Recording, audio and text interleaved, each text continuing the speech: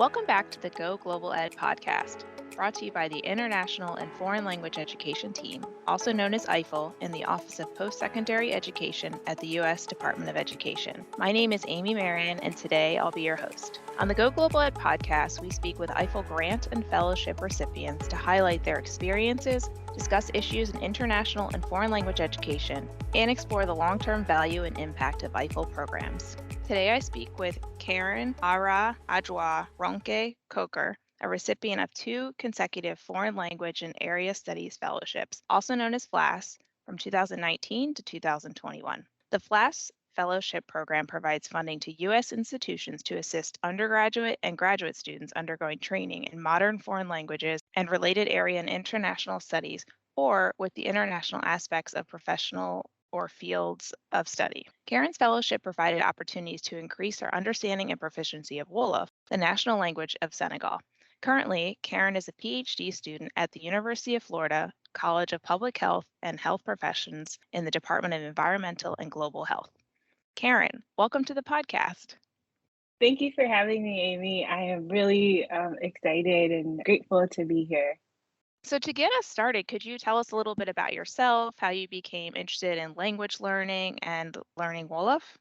Yeah, so my interest in language, I think I could say like being born within an environment where multiple languages were spoken. And so I'm from Ghana, which is in West Africa. I was born here in the US, but I lived in Ghana, specifically in Accra, for 8 years with my grandmother and extended family, aunts and uncles. And so in Ghana, though the colonized language is English, there are a plethora of other languages. And so I was surrounded by Ga, Fanti, Twi, Ada. And so I would say that as a young child who was 1, my absorption, and probably there's a clinical and scientific space where as a young person I just absorbed all those languages and also just like fell in love with language as a whole. And so growing up and just being within that academic environment and space, I wanted to learn French. And while in Ghana, I had been taking French language courses. And so coming back to the United States, French was something that I wanted to continue to learn and get really well acquainted with. And so that love for language and knowing that it was a space of communication, not only just within my personal environment, but then starting to think about as I got older within my research interests and my academic interests and my professional space and passions, I knew that if I had a superpower, I would learn all the languages that I could. And so when I got into college, I was able to continue my French language studies. I studied French in high school as well, took courses in that. But coming into my graduate school is when I was able to start to thinking about, being able to include other African languages outside of Ga and the Ghanaian languages I spoke into my my skill set. And so coming into UF and into my PhD program, I got the opportunity to learn about the FLAS through my advisor, mentor, my PhD mentor, and I applied for it. And it's because in the context, I'd already been studying and done work in Senegal for my master's thesis and realized what a great opportunity FLAS could give me in terms of being able to learn Wolof, which is such a key component of the Wolof and Senegalese community. And also being able to learn another African language just made my heart so full, because I know that the African continent as a whole isn't a monolith. It's an environment where there's so much culture and diversity. And the FLAS gave me an opportunity to add that to my skill set, but also just as a person and as a human, just being able to explore another African country and another African language and be welcomed and feel at home was really part of that experience. And I think, language brings different people together. Food brings people together. Music brings people together. And so being able to learn the language is, to me, building community and getting a lens and an opportunity to really see people. I loved that you said and you could have any superpower, it'd be to learn as many languages as possible. Me too. Yes. And also, obviously, yeah, another really great point. Language is a great way to build community. So you speak French, you now speak Wolof, you speak a couple of other languages.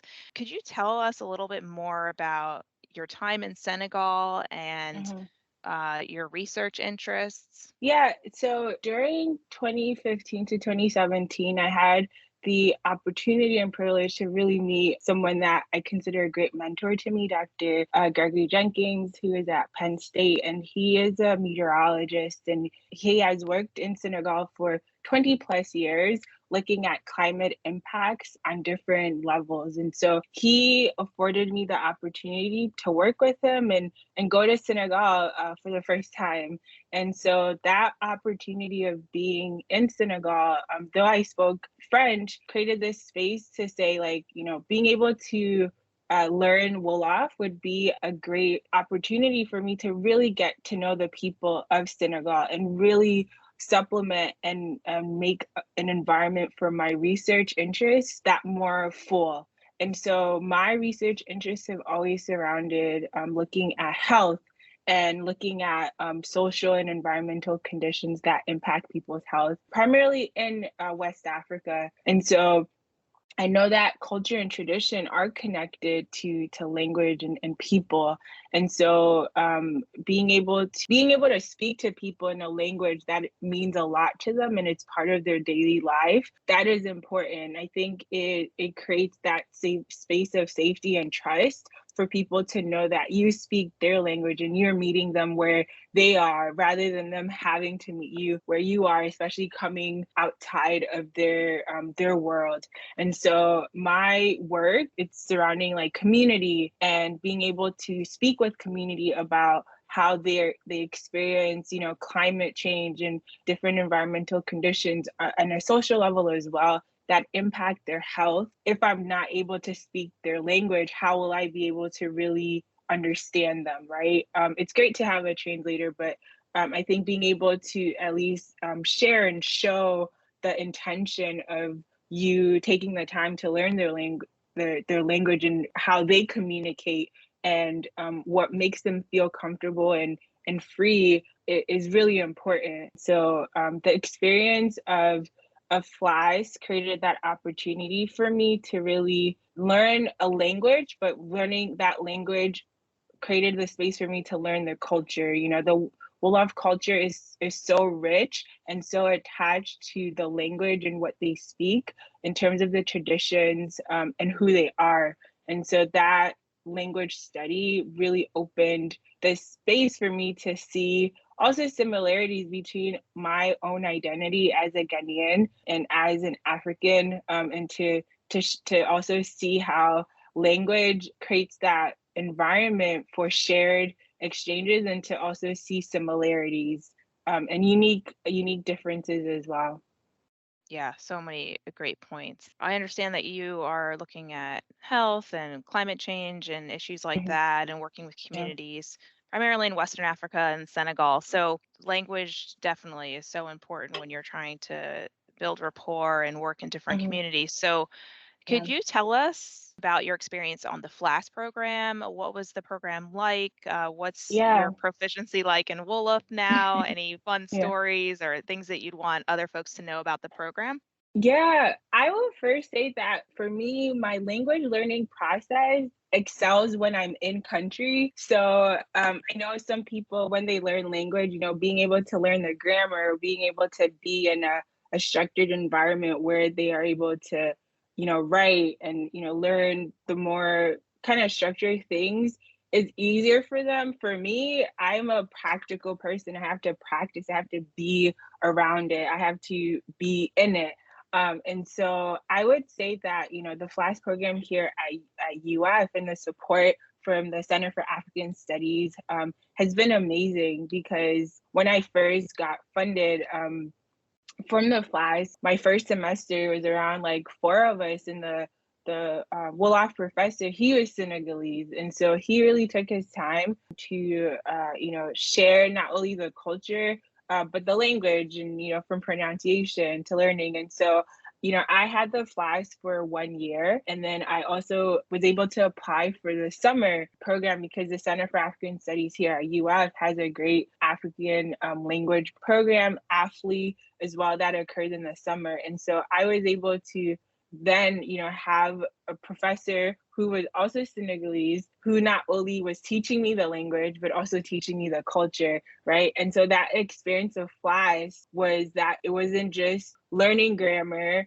learning the structure of sentences, but really learning the culture and the components that develop and are so important within the Wolof context. And so I know I received great support from not only the Center for African Studies here at UF, but just my FLAS experience has been really amazing because of of the resources in terms of what my university and Center for African Studies provided me with really great quality teachers. And then last summer, in the midst of, we also had COVID. And so the center really was able to quickly have the athlete program put in a online platform where we were still able to engage with professors, but they also were able to add a dimension of being able to talk to people outside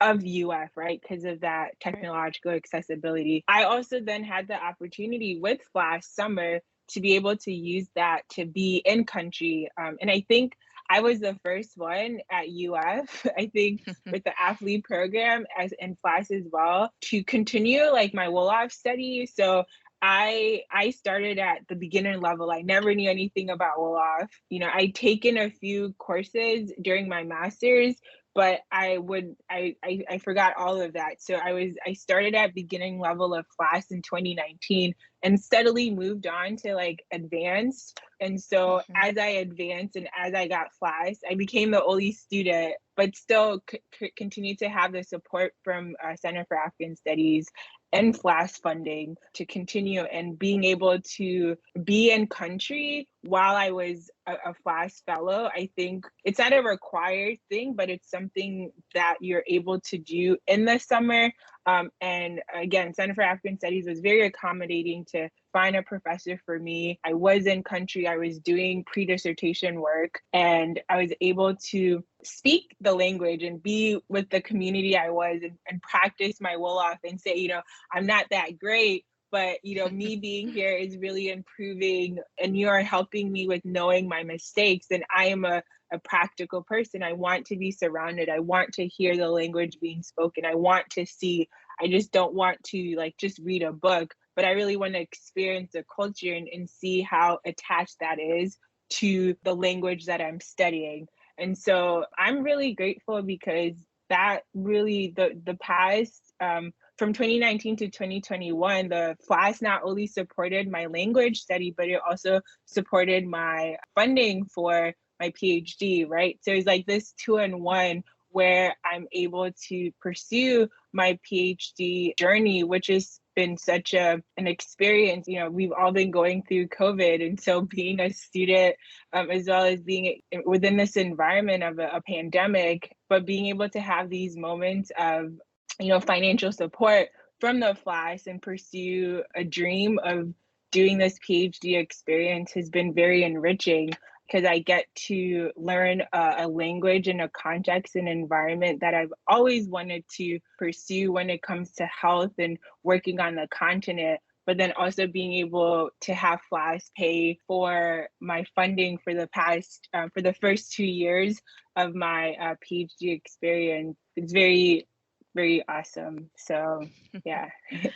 Yeah, that's great. And it Yeah. sounds like you've made so much progress with the language over the last 2 years. And I know having that experience, I guess this summer, being able to be there was really helpful as you continue to advance. So I Yeah. was curious, you had mentioned that you went to Senegal, I think maybe a few years ago.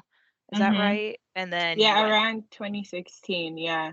okay, and then you went back Mhm. this summer. So could you talk about any, like, was there any major difference now that you knew a lot more about the language? I know you were obviously able to communicate better. Yeah, I think, when I went in 2016, I also was in a different context where I was in the capital city of Dakar.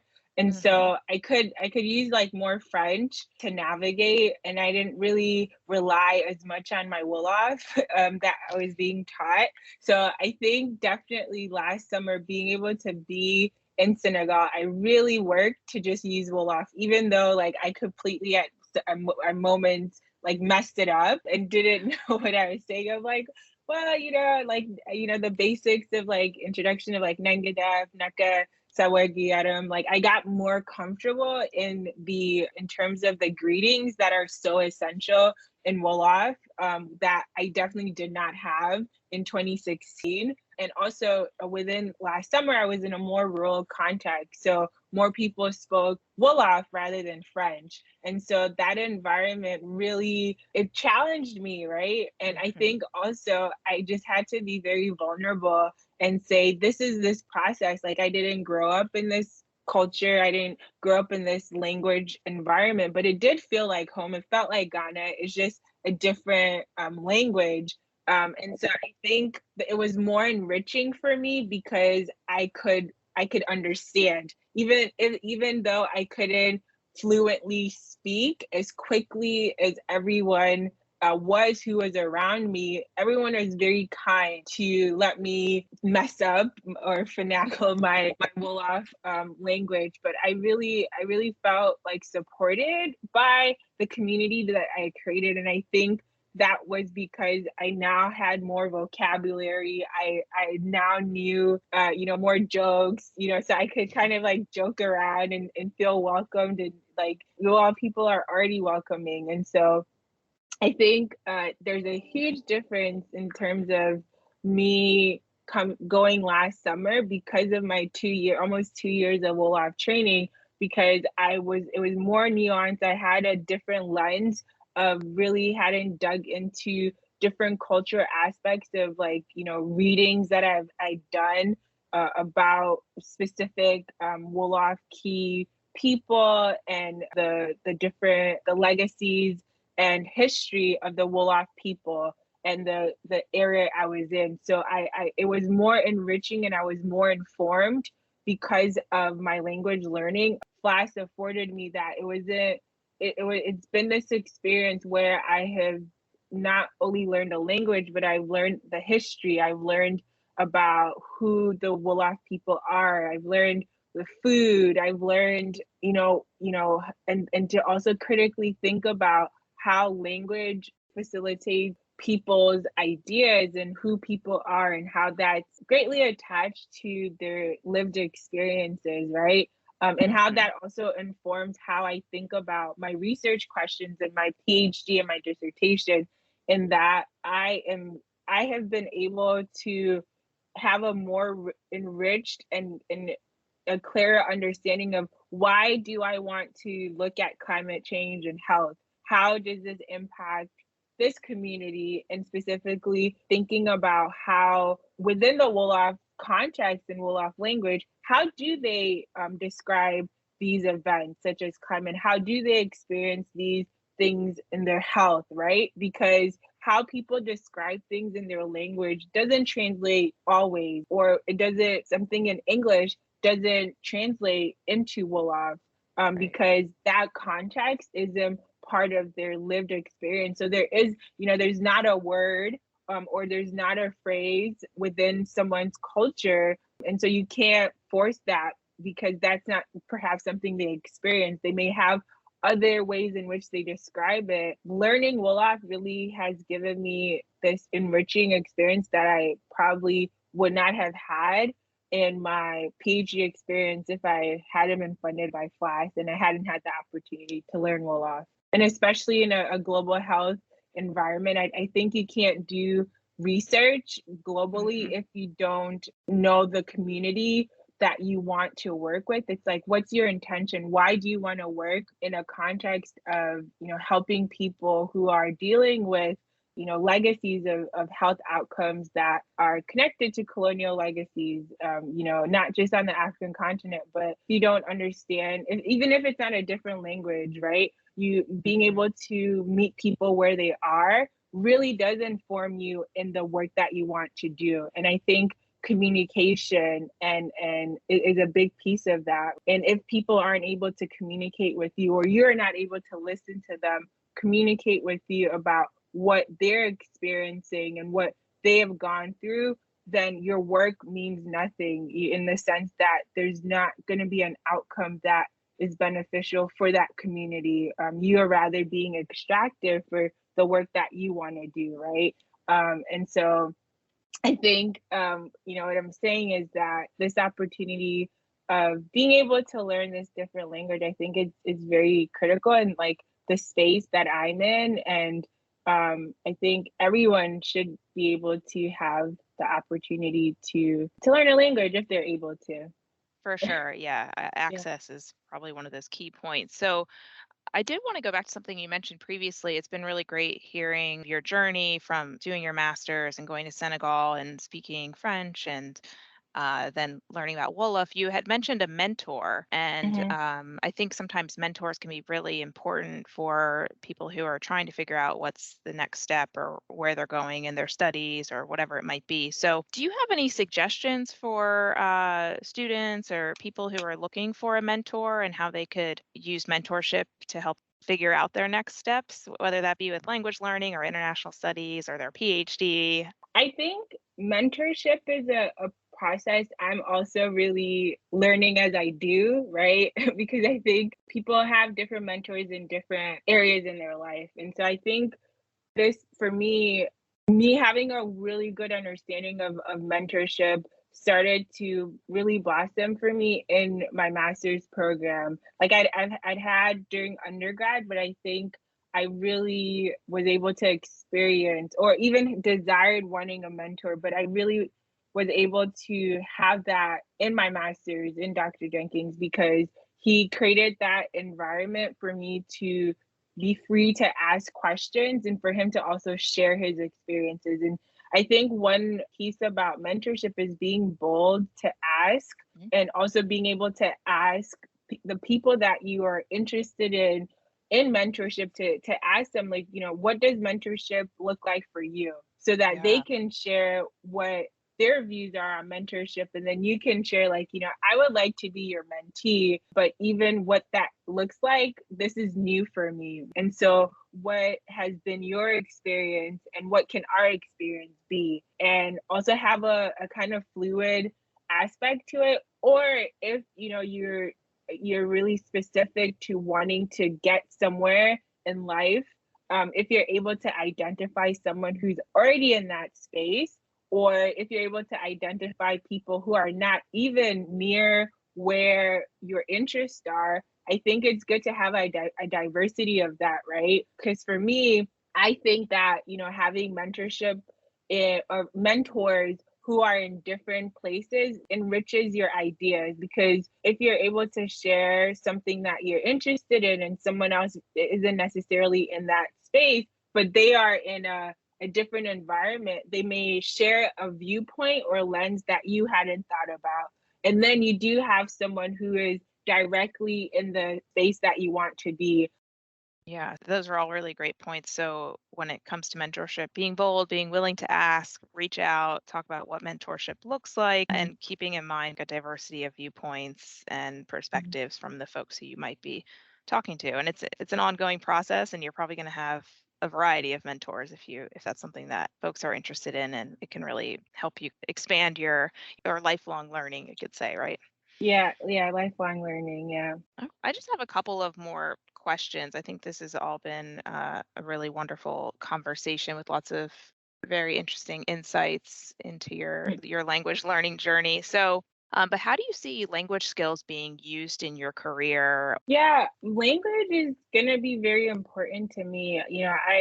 I hope, and my goal is to continue to build my Wolof language skill set. Though I'm not currently in Senegal right now, I'm here in Florida. I'm still connected to my community, my community and the friends that I've started to build and the network I've built in Senegal. Practice my Wolof and talk to them about my work, because I'm hoping to be in Senegal for my dissertation work, a part of my dissertation work. And so I know Wolof will be part of my life for a very long time. And it's something that I want to continue to work at. I would love to learn Arabic or, other languages as well. So I don't have, I'm open in terms of the capacity within my research as I continue on this PhD journey and after wherever I land, whether it's in teaching and doing research. I know that language is going to be a big component of my work. And I really want to take opportunities that give me the chance to really hone in on that language skill set. Just like, in this PhD training, right? I think FLAS is a language, FLAS is this language training piece. And especially in the global health space and in the environment that I'm in, I think language skills and being able to have this funding opportunity to help build that is so critical. And I'm grateful that I've had it. Do you have any advice for people that are studying foreign languages or specifically Wolof, and also Mhm. any advice for students who are considering applying for a FLAS program? Please apply. I think for me, I always think in a big piece of my life, it's like if you never take the chance, you'll never know. If you never ask, you never know, right? What are you going to lose? If you ask and someone says no, or you apply and it's a yes or no, you still did it, right? And so I would say my advice is just go for it. Don't be afraid. If you're passionate about it and something that you're intentional about wanting to pursue, things will align for you. So definitely, make sure that you do your research in terms of what language you want to study, and then also attach it to why do you want to study it, so that, when you're writing out your statement, that also comes out in that, your intent. And I think if you want something and you want to have it as part of your life, I think this FLAS program, especially when it comes to like African languages and other indigenous languages, that the FLAS program affords the opportunity for people who may come from that community but don't know that language or want to add it in their research,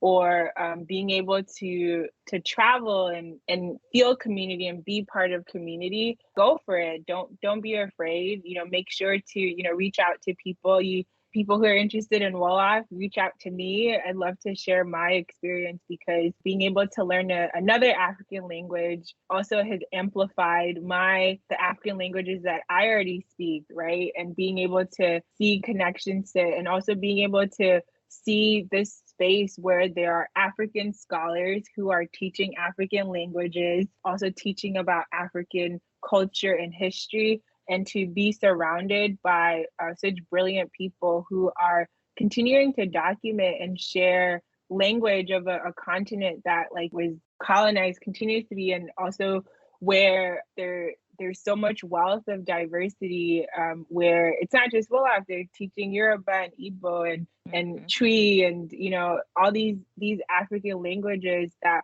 are so rich and so beautiful. Why not apply for it if you have the opportunity? I think also access to students and people who don't want to learn like just French or Spanish or German or a lot of these European languages. Like, you have that opportunity with FLAS to be funded by the Department of Education to learn an African language that is really wonderful. Yeah, hopefully more institutions will continue to apply for the funding, so Yeah. more and more students can take advantage of it.